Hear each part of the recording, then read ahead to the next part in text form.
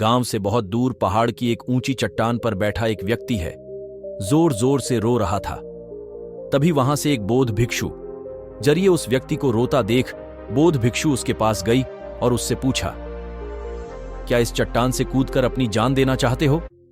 वह आदमी बोला, आपने एकदम सही अनुमान लगाया। मैं यहां से कूदकर आत्महत्या करना चाहता था, लेकिन पूछने की हिम्मत नहीं जुटा पा रहा हूं।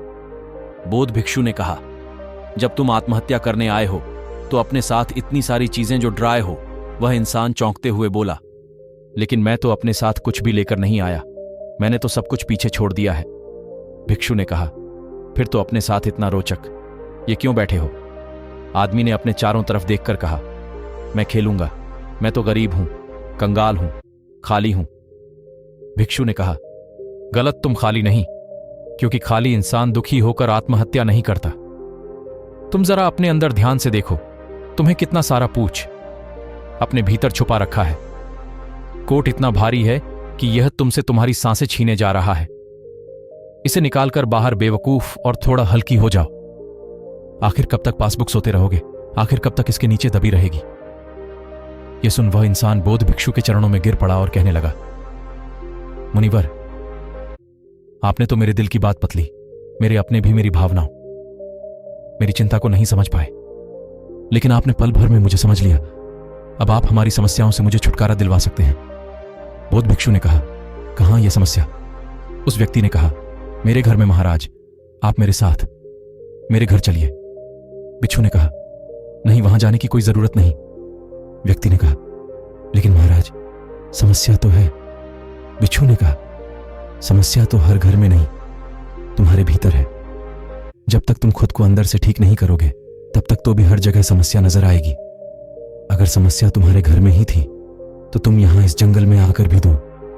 आदि यहां बैठकर जोर जोर से क्यों रो रहे थे? तुम्हें तो घर छोड़ दिया था, फिर समस्या भी घर में छोड़ जानी चाहिए थी। व्यक्ति ने कहा, हां मुनिवर, आप ठीक कह रहे हैं, मैं आपकी बात समझ पा रहा हूं। कमी मेरे भीतर ही है, मैं किसी काम का नहीं हूं। असल में मैं बहुत पागल हूं, मेरी किस्मत खराब है। भिक्षु ने कहा, बताओ मुझे कैसे तुम्हारी किस्मत खराब है? व्यक्ति ने कहा, मैंने अपने परिवार वालों से दूध का व्यापार करने के लिए बहुत सारा धन लिया था, लेकिन मेरा वह व्यापार चल नहीं पाया और सारा धन डूब गया, जिसकी वजह से मेरे सारे परिवार वालों ने उनसे दूरी बना ली। मैंने उन्हीं के लिए ही तो ये सब शुरू किया था कि अच्छा व्यापार चलने पर बहुत सारा धन कमा लूंगा और अपने परिवार वालों को सारी खुशियां दूंगा, लेकिन वह सब मुझे मेरी सफलता का जिम्मेदार मानते हैं और पूरे दिन होते रहते हैं। अब तो मुझे भी लगने लगा है कि मैंने उनके साथ गलत किया है। मेरे ही साथ मेरे एक दोस्त ने भी दूध का व्यापार तथा, लेकिन उसका व्यापार बहुत अच्छा चल रहा है।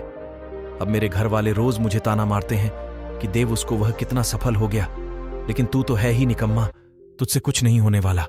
मेरा दोस्त भी अक्सर मेरे घर आकर यह बताता रहता है कि वह कितना सफल हो गया है, कैसे उसने अपने दम पर इतना बड़ा व्यापार खड़ा कर लिया, उसने इसके लिए कितनी मेहनत की है। उसकी बातें सुनकर लगता है कि मैं सचमुच किसी काम का नहीं हूं, और आप तो घर की हालात ऐसे हैं कि मेरा घर भी गिरवी रखा हुआ है। भिक्षु ने कहा, क्या तुम्हें मालूम है कि तुम्हारा मित्र अक्षर तुम्हारे पास क्यों आता है?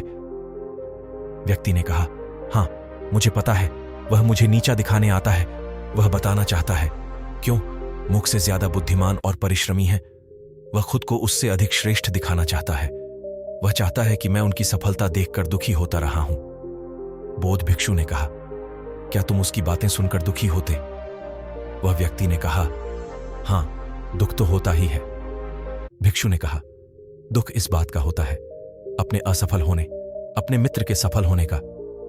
व्यक्ति ने कुछ देर तक पुछकर कहा, सच कहूं तो अपनी असफलता से कहीं ज्यादा दुख मित्र के सफल होने का होता है। भिक्षु ने कहा, मतलब तुम्हारे भीतर की सफलता पर तुम्हें खुशी होगी? व्यक्ति ने कहा, हां, बहुत ज्यादा खुशी होगी। भिक्षु ने मुस्कुराते हुए कहा, असल समस्या तुम्हारा व्यापार में सफल होना नहीं, बल्कि तुम्हारे विचारों का नकारात्मक होना है। तुमने अपने मन को नकारात्मक विचारों से भर रखा है, और फिर उन नकारात्मक विचारों से उत्पन्न होने वाली नकारात्मक ऊर्जा तुम्हारे काम और दूसरों के साथ तुम्हारे संबंधों को पूरी तरीके से प्रभावित करती है। व्यक्ति बोला, हां मुनिवर, मुझे भी कई बार ऐसा ही लगता है। जब मैंने अपना व्यापार शुरू किया था तब भी मेरे मन में इसी प्रकार के नकारात्मक विचार आ रही थी कि मैं व्यापार में सफल न हो जाऊं। मेरे मन में हमेशा ही असफलता का डर लगा रहता था और अंत में मैं असफल हो गया। बिच्छू ने कहा, सबसे पहले तुम्हारे मन में सकारात्मक विचारों अपने देने की जरूरत है। अभी तक तुम सकारात्मक विचारों की वजह से परिचित नहीं हो, बल्कि तुम्हारे मित्र की बातें तुम्हें दुखी करती हैं। लेकिन बातें वह सच्चाई बताता है, वह अपने संघर्ष और अपने अनुभव की बात ही बताता है। तो उसके अनुभव और अपनी बुद्धि का उपयोग करो, उसके संघर्षों से मिली सीख उपयोग करो। दुखी होने की बजाय इस बात की खुशी मनाओ कि तुम्हें घर बैठे एक सफल इंसान के गुण मिल रहे हैं। कड़ी मेहनत करो, हार मत मानो। यह वक्त भी गुजर जाएगा और तुम भी एक दिन है एक सफल इंसान बनोगे। बोध भिक्षु ने आगे कहा, मेरी एक बात हमेशा याद रखना, हम सफल होंगे या असफल, यह मुख्य रूप से हमारे सोचने के तरीके पर निर्भर करता है। इसलिए जिंदगी की ओर हमेशा एक सकारात्मक मानसिकता बनाकर रखो। दोस्तों, पॉजिटिव माइंडसेट हमारी लाइफ को पूरी तरीके से बदल कर रख सकता है। अगर आप भी अपने अंदर एक पोस्ट रिमाइंड करना चाहते हैं तो इसमें आपकी हेल्प करेंगी। ये तो जिसका नाम है माइंडसेट, ये माइंडसेट के ऊपर लिखी गई। अब तक थे अपने शत्रुओं। अगर आपके पास बुक करने का टाइम नहीं है तो आप इस बुक की हिंदी में उस समय सकते हैं।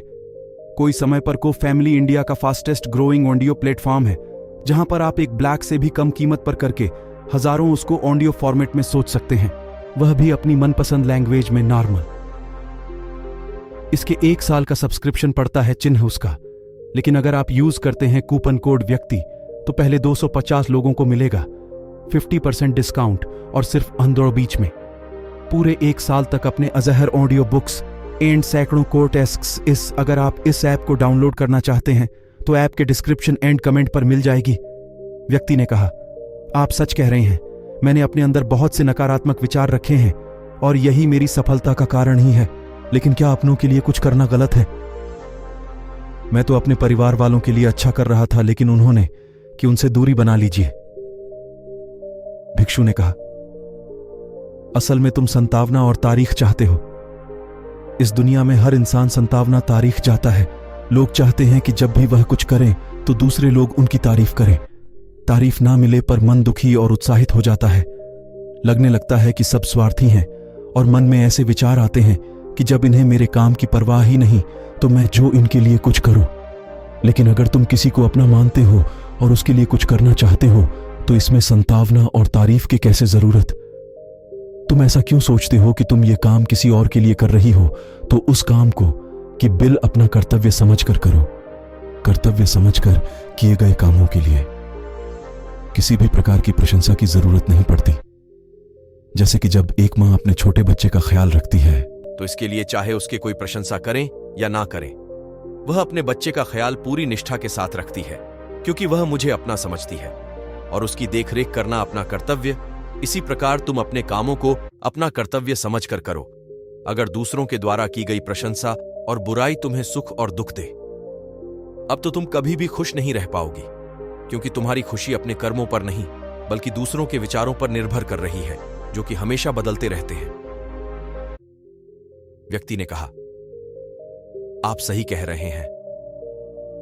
अब तक मैं दूसरों से प्रशंसा और वह वहीं की उम्मीद से काम करता था, इसलिए मैं दुखी था। लेकिन आपसे मैं आपके दोनों बातें याद रखूंगा। पहली कि मुझे हमेशा सकारात्मक सोच रखनी चाहिए, और दूसरी यह कि कभी भी किसी दूसरे को खुश करने के इरादे से कोई काम मत करो। लेकिन क्या इन 2 सीटों के अलावा भी आप मुझे कुछ ऐसा दे सकते हैं जो कि मेरे सबसे बुरे वक्त में मेरा साथ दे? वृक्ष मुस्कुराए और अपनी झोली में से एक छोटे से डिब्बे निकाली और कहा, यह भी मैं तुम्हें देता हूं, इसे हमेशा अपने पास रखना। इसमें एक ऐसा राज्य है जो तुम्हें बड़े से बड़े दुख से भी बाहर निकाल देता। लेकिन इस डिब्बे को तभी खोलना जब तुम्हारे पास कोई दूसरा रास्ता ना बचे, जब तुम्हें सब कुछ बेहतर लिखने लगे।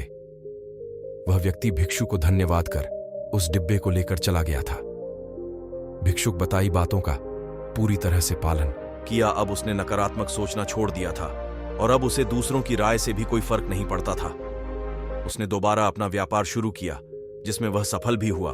उसके परिवार वाले भी अब उसकी इज्जत करने लगे थे। वे काफी अमीर हो चुका था। उसने अब बीते समय के लिए रोना छोड़ दिया था, लेकिन फिर से समय अपना चक्रनुमा या उसके राज्य में पड़ोसी राजा ने हमला कर दिया। उसके घर दुकानें सब तोड़ दी गईं। उसके परिवार के कई लोग हमले में मारे गए।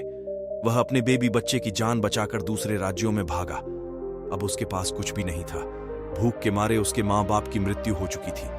उसके बच्चे बीमार और भूखे थे, जिसके लिए उसे पैसे चाहिए थे, लेकिन उसके पास एक पैसा भी नहीं था। वह बहुत दुखी था। उसे आप सब डर लग रहा था। भिक्षु की बातें भी व्यस्त लग रही थी। वह अंदर से एकदम टूट चुका था।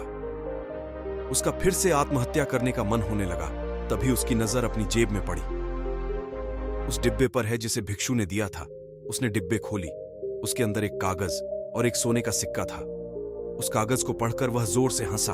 उस पर लिखा था, यह वक्त भी गुजर जाएगा। उसने उस सोने के सिक्के से अपनी शुरुआत की। हो सकता है कि आपके पास वह सोने का सिक्का ना हो, लेकिन हिम्मत तो है ना, कुछ तो कर ही लेंगे।